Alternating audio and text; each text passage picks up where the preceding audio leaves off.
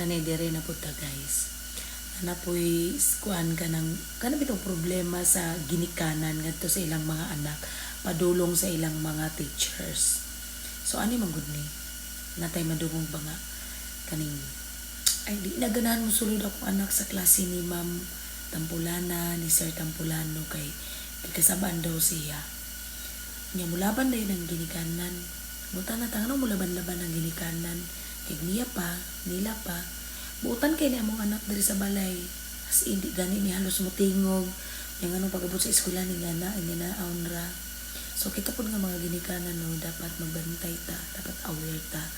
Na nadyo time or dili ta sure nga atong mga anak buutan lang na sa atong mga panimalay pero pagabot sa gawas, pagabot sa eskwelahan, mangtas pasta ng mangtas. Ngayon mo da yung i-blame ang mga maestra kay kasaban imong anak.